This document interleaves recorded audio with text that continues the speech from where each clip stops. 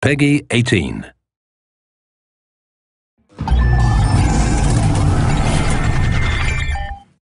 Hello everyone, I'm Colin Graham. I'm the animation director on Watch Dogs, and today I'm excited to present to you a vertical slice of the Watch Dogs free roaming experience.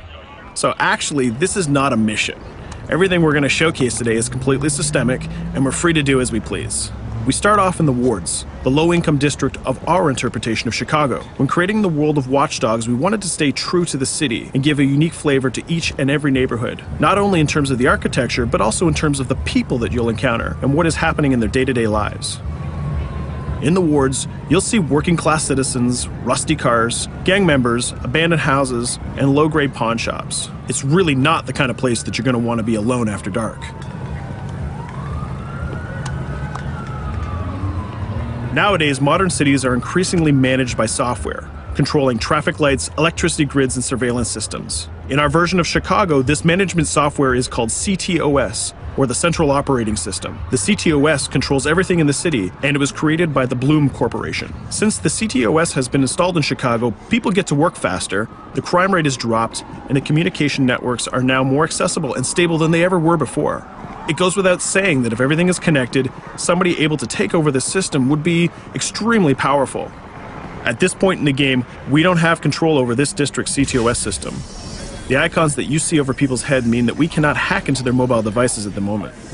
We need to find the CTOS control center, install a backdoor virus into the system to take control over all of the infrastructure in this district. There it is, the CTOS control center.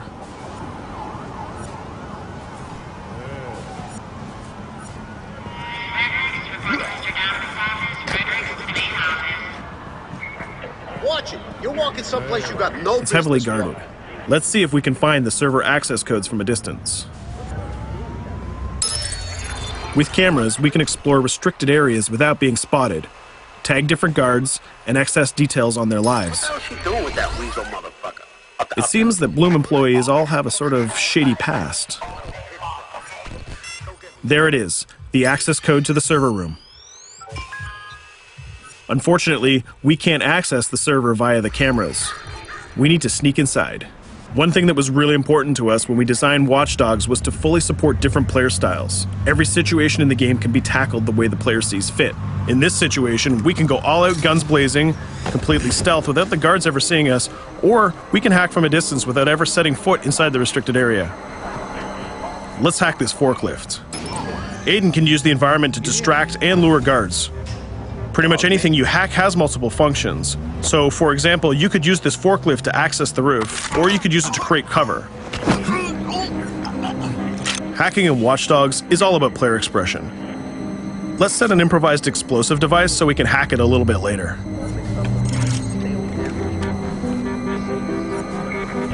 You'll also notice Aiden's low-profile stance.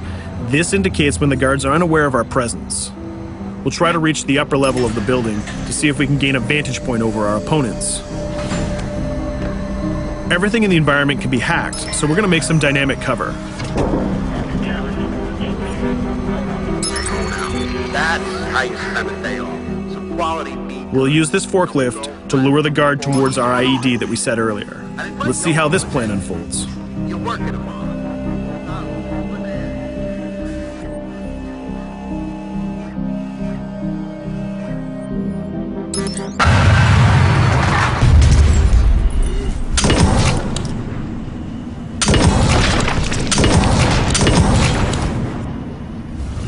What you just saw is called focus. It represents Aiden's analysis capabilities and his quick reflexes. This gives the player more time to combine core game mechanics together, such as shooting, hacking, and driving, in order to handle more complicated situations.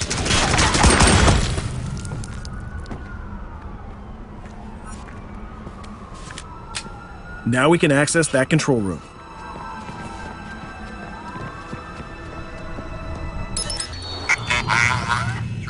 Drop 2, 5.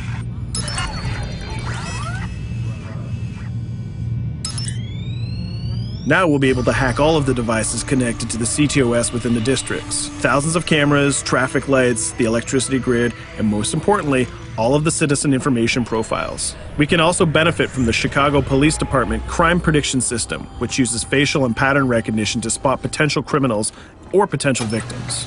Since this is a pretty rough neighborhood, I'm pretty sure we're going to stumble on some suspected criminal activity pretty soon. And there it is. The system just pushed an alert of a potential crime. We can see the system trying to triangulate the location on our minimap. Take note, this isn't a mission. This can happen anywhere at any time. We've just spotted a potential victim. It's always up to the player if he wants to investigate or not, to take action or not. So let's see how this turns out.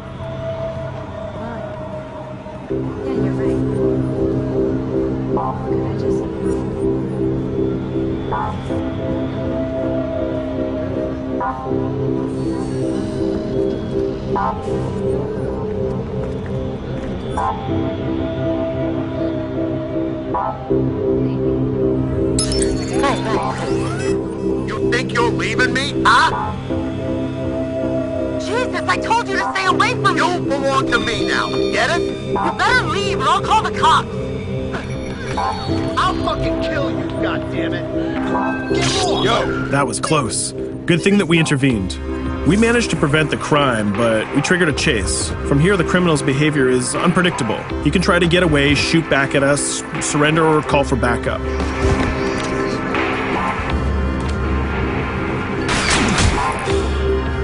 It seems like he decided to get away by car. Let's chase him down. In Watch Dogs, we have a wide variety of vehicles. Each one of them has their own unique properties and handling. Let's see how we can use the CTOS to our advantage to neutralize this criminal and leave the cops to deal with him later.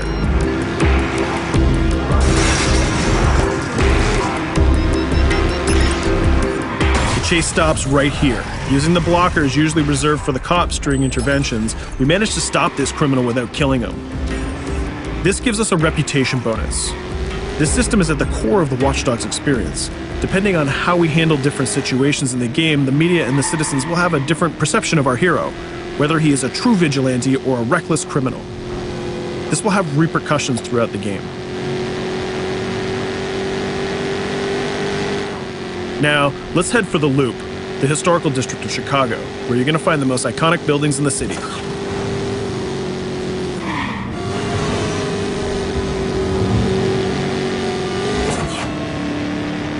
We're going to go to a gun shop to see what arsenal is available for players. The economy is a big part of Watch Dogs. Players will be able to grow their arsenal with weapons and craft their tools in order to increase their power and their hacking abilities.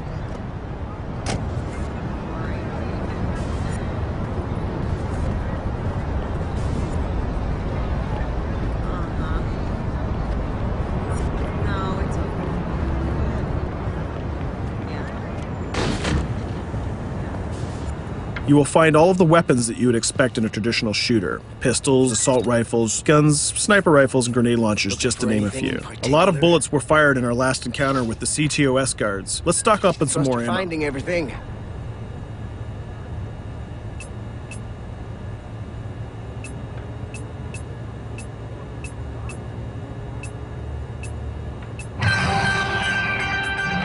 As we mentioned earlier, the media keep track of your actions and the citizens are going to react according to the perception that they have of you. Here, the media is reporting a crime in which you are the #1 suspect. The gun shop owner recognized you and decided to trigger a silent alarm to notify the police. Copy that. Possible wanted suspect presumed armed and dangerous. Police are now trying to locate the source of the threat using the surveillance system in the city, represented by the yellow circles on the minimap. Come in, PH3.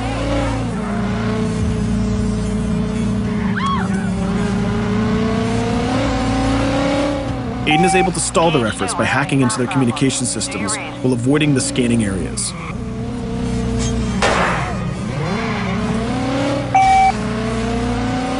PH units, do you copy?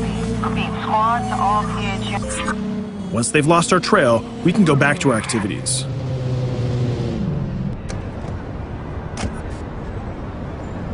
One thing that Bloom did to win over the population of Chicago with the CTOS project was to install free Wi-Fi hotspots throughout the city.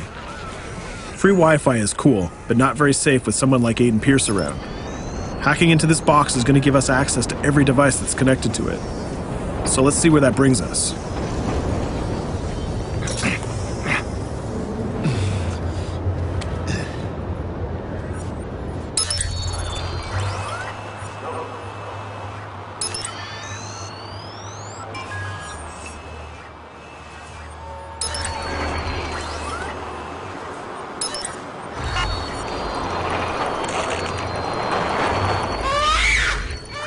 We just hacked into the webcam of a laptop. It seems that we're in the apartment of a mother and we can hear her baby crying in the background.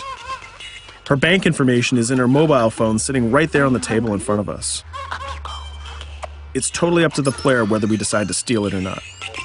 Of course, this won't affect our reputation because nobody can witness this action. Just like in real life, nothing is totally black or white, but rather many shades of gray. This is exactly the situation where we want the player to question his own morality.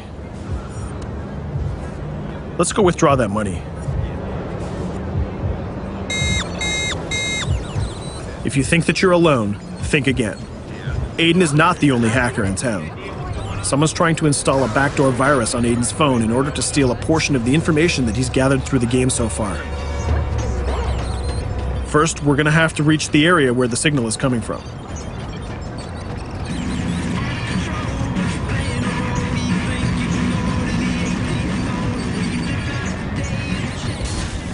Using our profiler, we're going to try to identify the hacker before the installation finishes.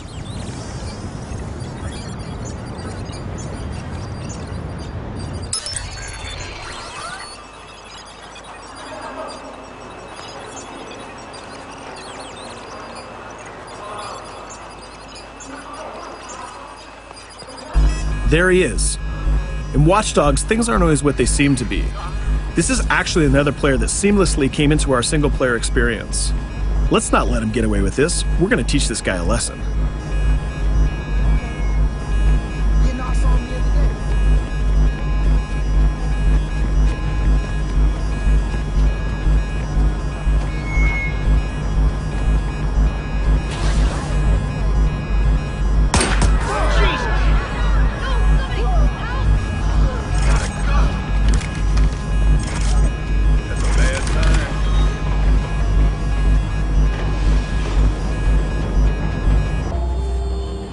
We stopped the hack, but the hacker managed to get away. I don't know about you, but we can't let this pass by. We need to retaliate.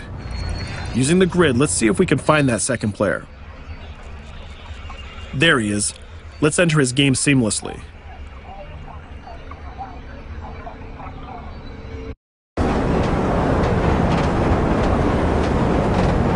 The second player is not yet aware of our presence.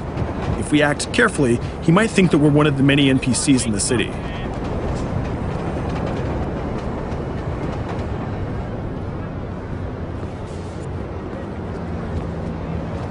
What was that?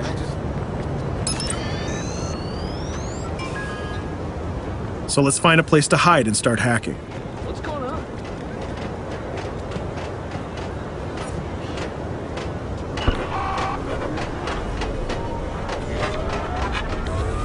The second player has just been alerted that a breach has occurred on his phone. He's trying to find us using his profiler.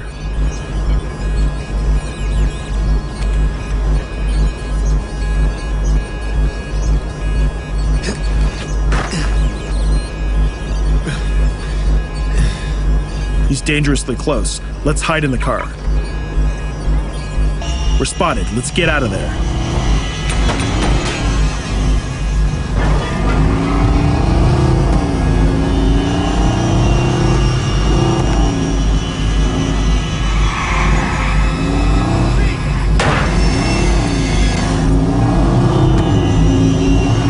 Let's set up an ambush right here. By dragging the other player back here into the alley, we make sure that no civilians get hurt during the firefight. We didn't succeed in hacking the second player, but we did get a little bit of revenge. So that's what we have time for today. We hope you enjoyed our quick gameplay session. Stay tuned for more about Watch Dogs.